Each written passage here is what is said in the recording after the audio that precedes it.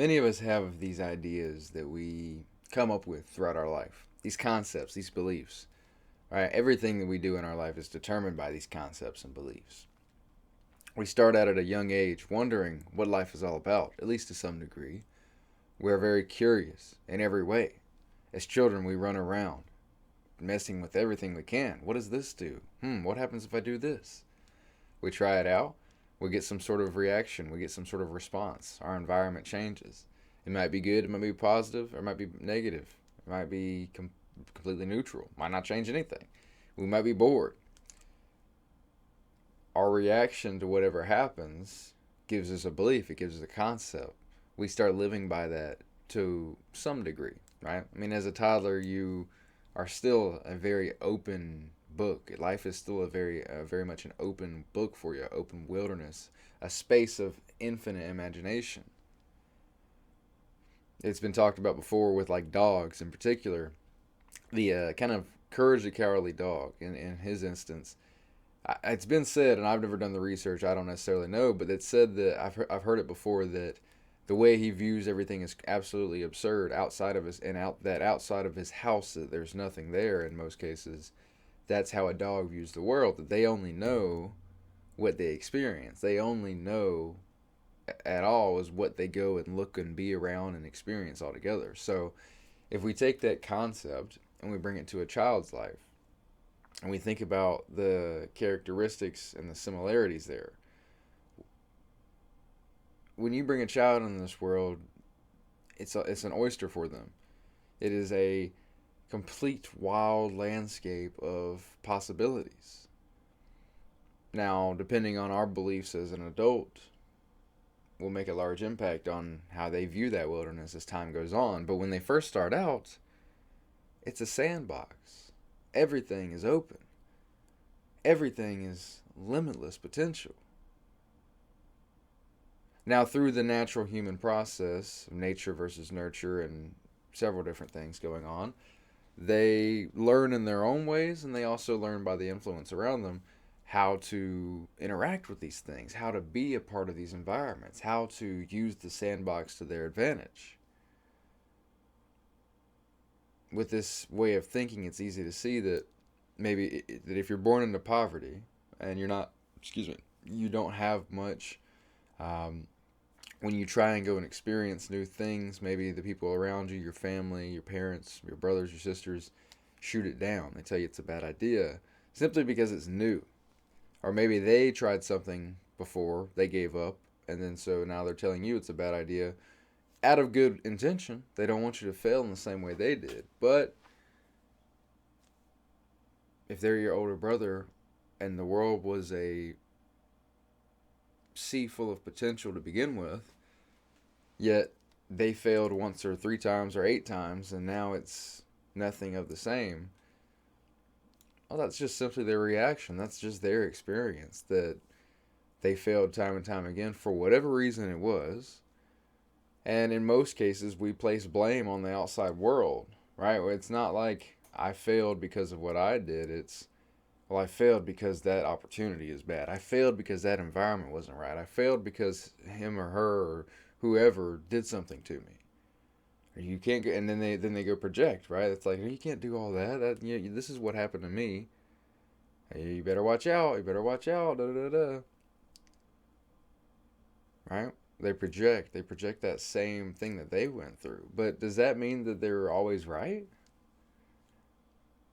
Well, do you think that everybody's brother and sister has the same reaction, the same understanding of everything?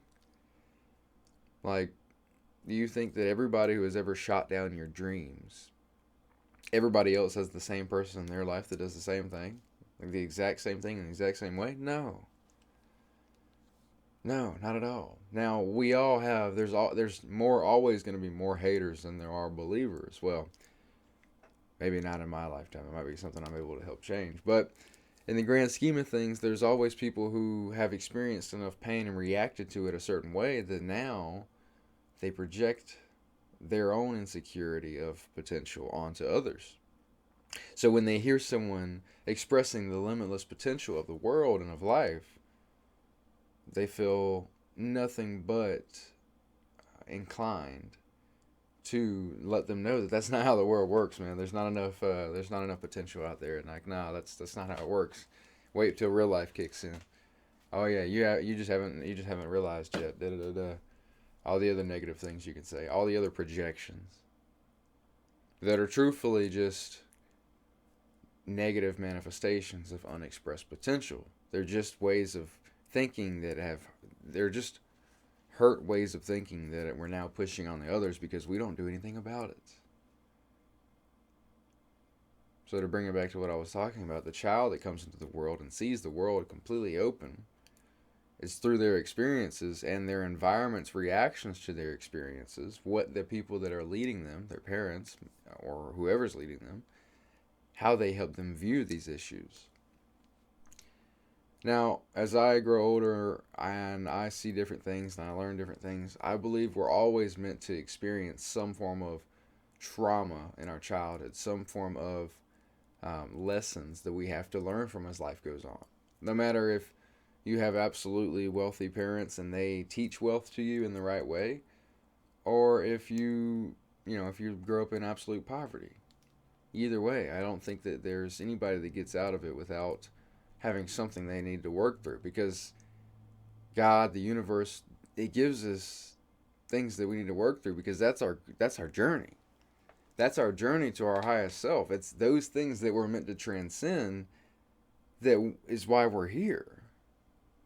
At least by my conviction and the ways things keep playing out for me. So, with that very idea that we come here to transcend certain issues, our childhood happens in the way it does so we can be prompted to face those issues. Nobody gets out of it completely safe. Now, that doesn't go to say that as a parent you shouldn't do your absolute best to help guide your child in the best way you can, to help them be everything that they need to be in every way that you can. But I don't think anybody gets out of it without having something they need to work through. I don't think that would be. I think at some point, even if they have an absolute perfect childhood, at some point when they're still incredibly influenceable, something's going to happen that is going to set them up to have to work through everything else in their life. I hope this is making sense. Guys, the world is your world. The world is your potential to go and figure out in every way possible. When you lead with gratitude and purposeful intention, everything else will move to the side. Well, at least you'll be able to move through it, if nothing else. Gratitude, purposeful intention, keeping your mind in the right state so you can move with purposeful intention and gratitude. Releasing yourself from the negative ties, what I would call devil ties, the things that are tying you to the physical world in ways that only hurt you, or that at the very least don't help you at all. Side note, that if it's not helping you, it's hurting you. We only have so much attention, so much energy. We have to be deliberate about what we do, but most of the time we're not, because that's what's normal in our society, right? Anyways, guys, make the most of your day. Make the most of it. Love your life. It's up to you. Have an amazing day.